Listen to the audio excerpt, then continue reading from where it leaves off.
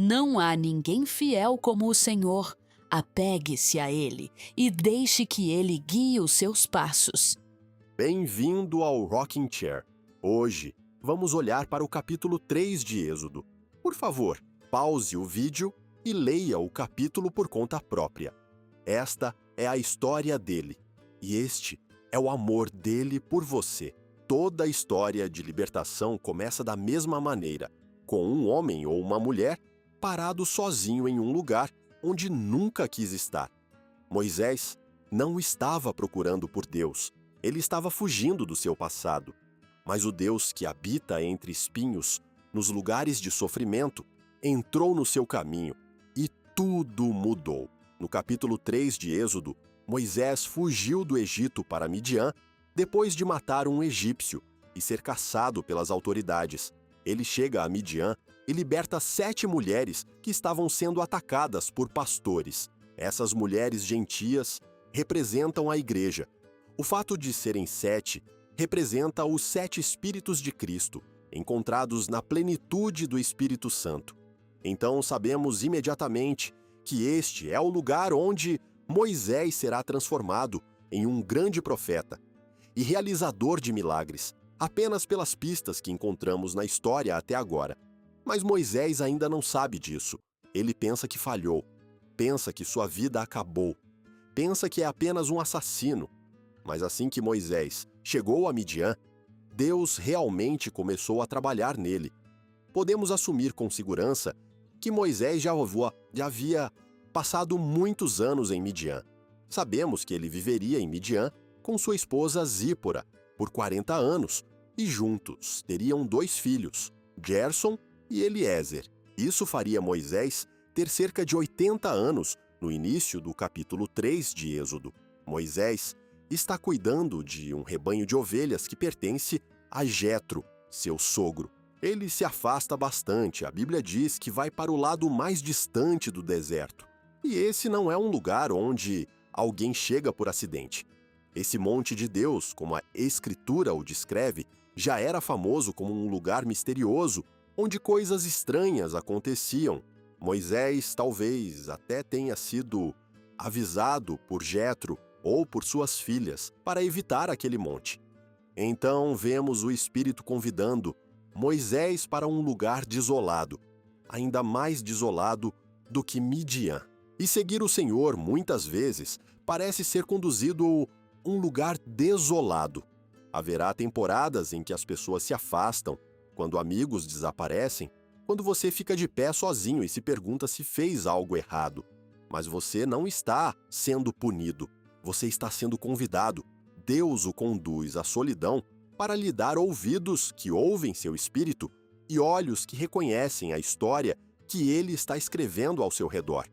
E quando esses sentidos amadurecem, você nunca mais se sentirá sozinho, não importa quem venha ou quem vá. Mas esse tipo de visão nasce apenas no silêncio e leva tempo. A vida de Moisés mostra isso claramente. Ele passou 40 anos no Egito, aprendendo liderança, julgamento, estratégia e administração. Depois, passou mais 40 em Midian, aprendendo a ser marido, a se submeter a um sacerdote gentil que conhecia o Deus de Israel melhor do que ele e a pastorear animais teimosos. 80 anos de formação antes que Deus o usasse. Moisés não nasceu fazendo milagres. Ele foi moldado pelas circunstâncias, por mulheres, por gentios, pelo Egito e pelo Espírito muito antes de se colocar diante do faraó. Até Cristo seguiu esse padrão. Deus, em carne, passou 30 anos oculto aprendendo, crescendo e amadurecendo antes de 3 anos de ministério. 90% preparação, 10% execução, e o mundo foi virado de cabeça para baixo. Moisés olhou para o monte de Deus e viu fogo ardendo em suas alturas, e então se aproximou. A Escritura nos diz que a chama vinha do anjo do Senhor, a presença visível de Cristo antes de sua encarnação, que incendiou a sarça, mas não a consumiu. E a sarça em si era uma sarça de espinhos, o próprio símbolo da maldição. Espinhos que falam de luta, dor, futilidade e da angústia de um mundo quebrado, os mesmos espinhos que um dia coroariam Cristo. Ainda assim, Deus estava de pé bem no meio dela. Assim como os salmos dizem que ele nos prepara uma mesa na presença dos nossos inimigos, e Zacarias diz que ele habita no meio do seu povo, bem no centro da sua calamidade. Deus permanece no centro das nossas tempestades, da nossa bagunça, da nossa rebelião. Para o cristão, essa cena é um consolo. Sabemos que nossos corações não são melhores do que os de ninguém. Ainda lutamos com os mesmos desejos, as mesmas fraquezas, os mesmos impulsos antigos. Suspeito que muitas pessoas acreditam que, uma vez que Deus passa a habitar dentro delas, se tornarão instantaneamente santas, intocadas pela tentação. Mas a verdade é mais humilde. Seu coração ainda quer o que sempre quis. Só que agora você tem graça para resistir. Então, como um Deus santo pode habitar em um vaso tão falho? Êxodo 3 responde essa pergunta. Deus torna lugares quebrados santos simplesmente por estar ali. A sarça não era especial. Os espinhos não eram especiais. A presença de Deus os tornou santos. E o mesmo é verdade sobre você. Moisés disse consigo mesmo: vou me desviar e ver essa maravilha. E essa única decisão mudou tudo. Este é o chamado de Cristo, desviar-se. Nunca é fácil. Moisés tinha ovelhas para cuidar, responsabilidades para cumprir, mas se afastou de tudo para se encontrar com Deus. Nós não somos diferentes. Corremos atrás dos confortos da vida, a casa, o carro, o cônjuge, as economias. Mas o Senhor nos chama a olhar além do que pode ser perdido. Ele nos convida a nos desviar e contemplar algo melhor, algo eterno, algo que nem a morte pode tirar de nós. Quando Moisés se aproximou da sarça ardente, Deus, flamejando no meio dos espinhos, o Senhor o deteve e disse: não se aproxime mais. Tire as sandálias dos pés, porque o lugar onde você está é santo. Esse momento ecoaria no futuro de Israel, pois os sacerdotes que serviam no tabernáculo e depois no templo ministrariam descalços, de pé em terra santa, assim como Moisés. Mas por que esse mandamento? Deus havia aparecido há muitos antes e depois de Moisés, e nunca mais pediu a ninguém que tirasse os sapatos.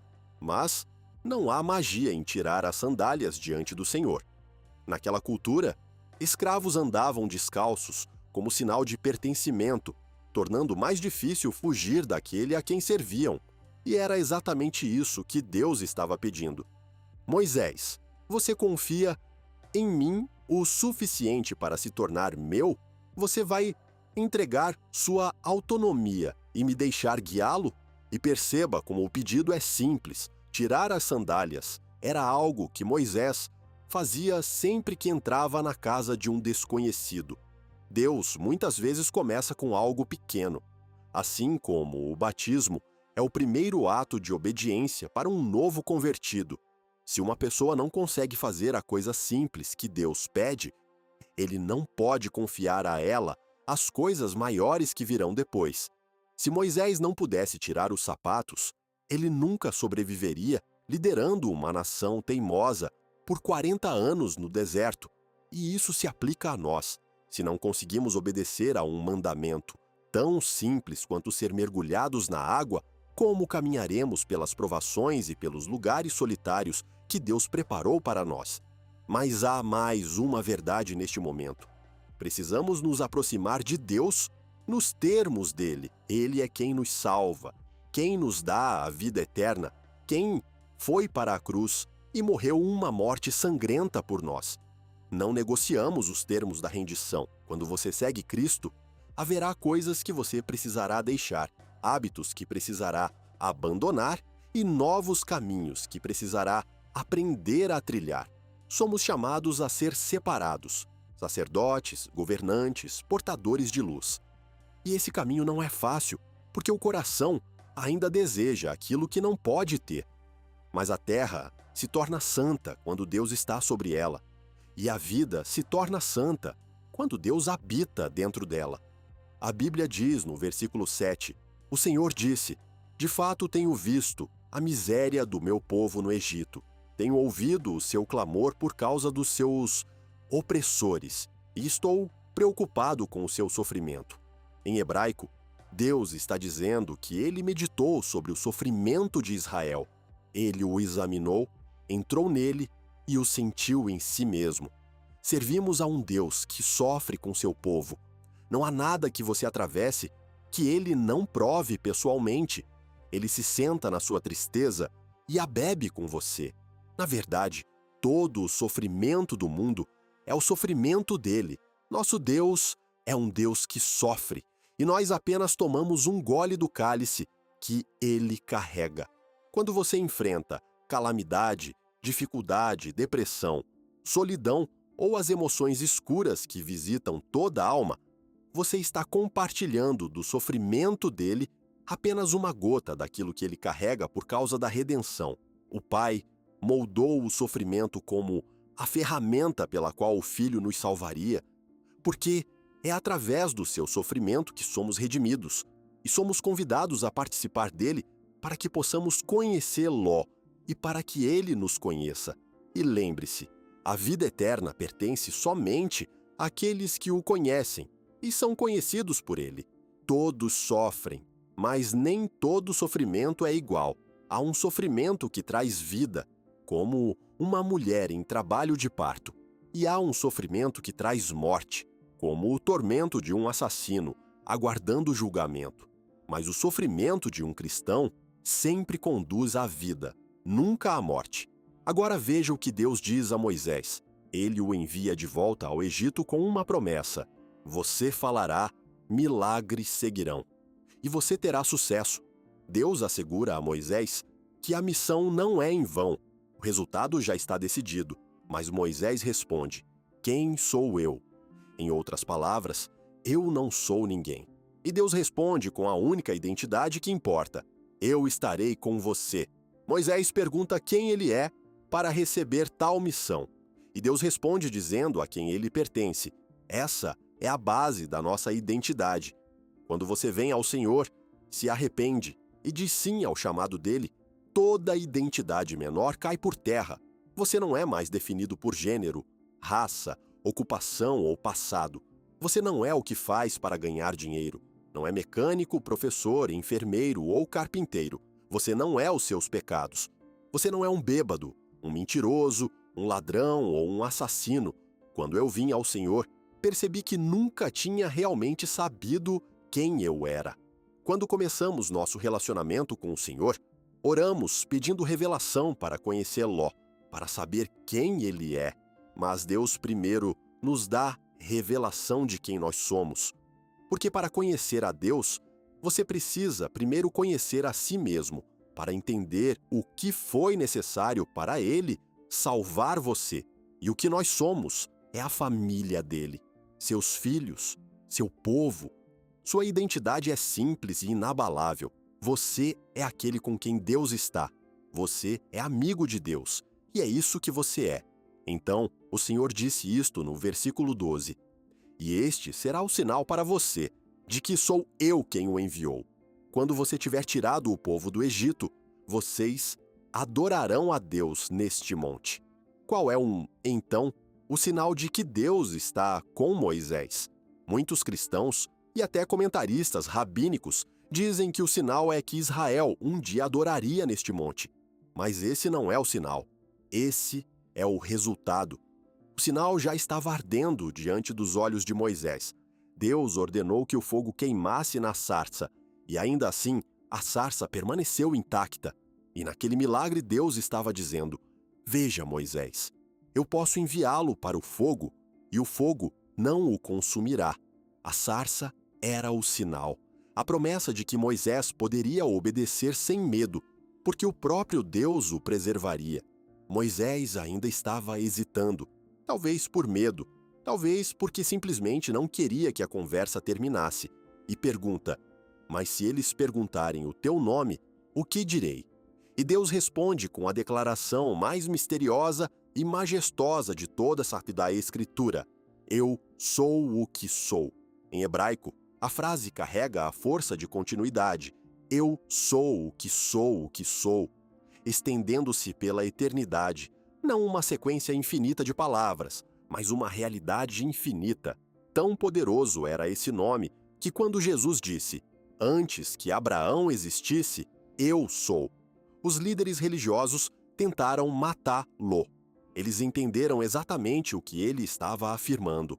O nome de Deus era o nome dele. O versículo 15 diz, Deus também disse a Moisés, diga aos israelitas, o Senhor, o Deus dos seus pais, o Deus de Abraão, o Deus de Isaque e o Deus de Jacó, me enviou a vocês. Este é o meu nome para sempre, o nome pelo qual serei lembrado de geração em geração. Quando Deus diz, este é o meu nome para sempre. Alguns pensam que ele está se referindo a o Deus de Abraão, Isaque e Jacó, mas o nome eterno é Eu Sou, o Deus que é infinitamente presente, infinitamente suficiente, infinitamente Ele mesmo. Cada geração clamará por salvação, e Deus diz, Eu sou a sua salvação. Cada geração terá fome, e Ele diz, Eu sou alimento para você. Cada geração cairá em pecado, e Ele diz, Eu sou o seu Redentor. Mas o nome continua se desdobrando. Quando a escuridão chega, eu sou a sua luz. Quando o medo esmaga, eu sou a sua coragem. Quando você se perde, eu sou o seu pastor. Quando o pecado o domina, eu sou a sua justiça. Quando as correntes apertam, eu sou o seu libertador. Quando a doença atinge, eu sou o seu curador. Quando o cansaço o esgota, eu sou o seu descanso. Quando você se sente órfão, eu sou o seu pai. Quando a morte se aproxima, eu sou a ressurreição e a vida. E quando você estiver tremendo à beira do desconhecido, Deus diz, eu sou, já estou lá. É por isso que o nome é infinito. É por isso que ele se repete. É por isso que não pode ser contido em uma única frase ou momento. Cada geração enfrenta novos medos, novas escravidões, novas fomes. E a resposta para cada clamor é o mesmo nome eterno, Eu sou. É por isso que as palavras de Jesus abalaram seus ouvintes, quando ele disse, antes que Abraão existisse, eu sou. Ele entrou na sarça ardente e falou com a mesma voz que trovejou no Sinai. O nome não é uma relíquia, nem um conceito. O nome é uma pessoa, de pé no fogo, sem ser consumido, chamando Moisés e chamando você. Agora repare no que Deus diz a Moisés em seguida. Ele instrui Moisés e os anciãos a pedirem ao faraó apenas 3 dias no deserto para adorar. Isso é engano? Não. Deus está revelando o coração do faraó e estabelecendo um caso legal contra o Egito. Deus é um espírito legal. Tudo o que ele faz é estabelecido por testemunho. Se o faraó não conceder nem 3 dias para adoração, jamais libertará Israel permanentemente. Esse pedido se torna a evidência que o condena. E Deus diz a Moisés que Israel despojará o Egito quando partir. Isso também não é injustiça. Deus salvou o Egito da fome por meio de José. O Egito devia sua sobrevivência aos hebreus, mas eles retribuíram bondade com escravidão. Deus, em sua justiça, esperou até que os anos de serviço de Israel chegassem à sua plenitude para que o despojo fosse uma compensação justa. Cada hora de trabalho, cada dia de sofrimento, cada geração de escravidão seria paga em prata e ouro. Deus nunca é injusto. Ele retribui medida por medida. E é aqui que nosso capítulo nos deixa hoje, com Moisés diante de uma sarça ardente, cheia de perguntas. E o Deus que encontrou Moisés no fogo é o mesmo Deus que encontra você no seu. Ele ainda entra em sarças de espinhos. Ele ainda fala de lugares que você pensou que estavam amaldiçoados. Ele ainda chama o seu nome do meio da própria coisa da qual você queria fugir. E se você se desviar, mesmo que por um momento, ouvirá ele dizer o que disse a Moisés: Eu estou com você. Não porque você é forte, não porque você é digno, mas porque você é dele. E quando o fogo se levantar e o caminho à frente parecer impossível, Lembre-se do sinal que ele deu a Moisés. A sarça ardia, mas não se consumia. E você também não será consumido. Este é o Rocking Chair, e você está ouvindo as minhas permutações. O próximo vídeo do Rocking Chair será sobre Êxodo, capítulo 4. Isaías 43 diz: Não temas, pois eu o remi. Eu o chamei pelo nome. Você é meu. Quando você passar pelas águas, eu estarei com você. E quando atravessar os rios, eles não o encobrirão. Quando você andar pelo fogo, não se queimará. As chamas não o deixarão em brasas. As ternas misericórdias dele se renovam a cada manhã. Seu amor nunca falha. Não há ninguém fiel como o Senhor. Ele permanece mais perto do que um irmão. Esta é a história dele, e este é o amor dele por você.